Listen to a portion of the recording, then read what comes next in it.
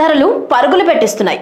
Double century దిశగా tomato వెడుతుంటే పచ్చిమిర్చి 150 రూపాయలకి చేరి మంట పుట్టిస్తుంది. మిగతా ఏది కొనాలన్నా 50 రూపాయలు పైనే. ఈసారికి కాస్తంత శాంతించిన ఉల్లి ఇంత ధర పలుకుతున్నా రైతుకు చేరేది తక్కువే. టమోటో పేరుతో దళారులు పండుగ చేసుకుంటుంటే తూతూ మంత్రంగా ప్రభుత్వ సబ్సిడీ టమోటో లాగించేస్తుంది. అలాగే వినియోగదారుడిపై దాడి చేస్తున్న పప్పులు, ఉప్పులు. అవునండి, టమోటోలతో పాటు పప్పు ధాన్యాల ధరలు క్రమంగా పెరుగుతున్నాయి. ఎందుకు ఇలా జరుగుతుందో ప్రత్యేక కథనం మీకోసం. నేను Shanti. Welcome to Deeksha media.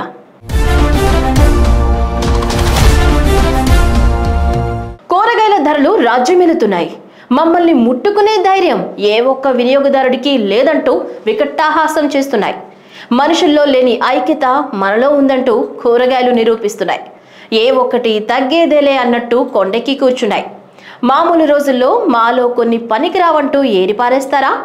ఇప్పుడు చూపిస్తాం మా తడక అంటూ వినియోగదారుని చూసి నవ్వుకుంటున్నాయి. ప్రతిసారి ఉల్లి కన్నీరు పెట్టించేది, ఈసారి కాస్త శాంతించింది. యుద్ధానికి మీరు వెళ్ళండి అంటూ పంపించినట్టుంది. దేశం మొత్తంగా ఎక్కడ చూసినా టమోటో టమోటో. మొన్నటి వరకు 100 రూపాయలు అనుకున్నాం, ఇప్పుడు డబుల్ సెంచరీ దిశగా క్రీజ్లో నిలబడింది. ఇప్పుడిప్పుడే అవుట్ అయ్యే సూచనలు కనిపించడం లేదు. ఇక మిర్చి చూస్తేనే మంట పుడుతుంది. నేనేమీ తక్కువ కాదంటూ 150 రూపాయలకు చేరి 2వ స్థానంలో నిలిచింది. మిగతా కూరగాయలన్నీ 50 రూపాయల నుంచి 100 రూపాయల వరకు పలుకుతున్నాయి. చివరకు ప్రభుత్వాలు కూడా స్పందించవలసిన పరిస్థితి ఏర్పడింది. అసలే వచ్చేది ఎన్నికల రోజులు. రైతు మార్కెట్లో సబ్సిడీ పేరుతో బోర్డులు పెట్టారు. అవి ప్రచారానికి అన్నట్టు వినియోగదారుని వెక్కిరిస్తున్నాయి. మహా అయితే రోజులో 1 గంట సమయంలో 100 మందికి ఇచ్చి చేతులెత్తేస్తున్నారు. దీంతో ఆంధ్రప్రదేశ్, కర్ణాటక, మహారాష్ట్ర నుంచి టమోటోలను కొనుగోలు చేయాలని నాఫెడ్, నేషనల్ కన్స్యూమర్ కోఆపరేటివ్ ఫెడరేషన్లను కేంద్ర ప్రభుత్వం ఆదేశించింది. కొనుగోలు చేసిన టమోటోలను నేరుగా ప్రధాన వినియోగదారుల కేంద్రాల్లో తక్కువ ధరలకు విక్రయించాలని కేంద్ర ప్రభుత్వం నిర్ణయించింది. ఇప్పటికే ఆంధ్రప్రదేశ్లోని జగన్మోహన్ రెడ్డి ప్రభుత్వం టమోటోలను ప్రజలకు సబ్సిడీపై కిలో 50 రూపాయలకే అందిస్తుంది.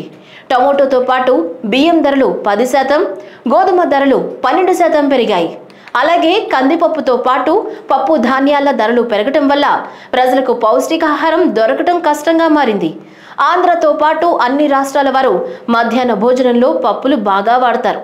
వీరితో పాటు ప్రభుత్వ పథకాల్లో కూడా పప్పు ధాన్యాల వాడకం సరాసరి. కూరగాయల రేట్లు పెరిగాయి. కనీసం పప్పు అన్నా తిందామనుకుంటే వాటి ధరలు కొండెక్కడంతో సామాన్యుడి నెలసరి ఖర్చులు పెరిగిపోయాయి.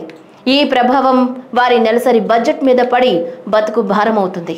ప్రత్యేకంగా కేంద్ర ప్రభుత్వం పప్పు ధాన్యాలను మయన్మార్, కెనడాల నుంచి దిగుమతి చేసుకోవడానికి ప్రణాళికలు రూపొందించింది. బీహార్, పంజాబ్, హర్యానా, మహారాష్ట్ర, తూర్పు కర్ణాటక, పశ్చిమ యూపీ నుంచి ఎక్కువగా పప్పు ధాన్యాలు సాగవుతూ ఉండగా ఆహార కొరత నివారించడానికి దిగుమతిపై ఆధారపడింది. ఇదే క్రమంలో ఎగుమతులు పెంచడానికి కూడా ప్రత్యేక ప్రణాళికలను కేంద్ర ప్రభుత్వం సిద్ధం చేసింది. ఉత్తర భారతంలో రికార్డు స్థాయిలో వర్షాలు కురుస్తుండటంతో అక్కడ కూరగాయల పంటలు దెబ్బతిన్నాయని బెంగళూరులోని Indian Institute of Horticultural Research director SK Singh చెప్పారు. అక్కడ నుంచి వచ్చే కూరగాయల ధరలు మరింత పెరగవచ్చని చెప్పారు. ఇందులో క్యాబేజీ, క్యాలీఫ్లవర్, దోసకాయ, ఆకుకూరలు, క్యాప్సికం వంటి కూరగాయలు ఉన్నాయని తెలిపారు. వర్షాలకు పంటలు నాశనం అవడంతో పాటు కొండ చర్యలు విరిగిపడడంతో పలు ప్రధాన రహదారులు మూసుకుపోయాయి. దీంతో రవాణా ఇబ్బందిగా మారింది.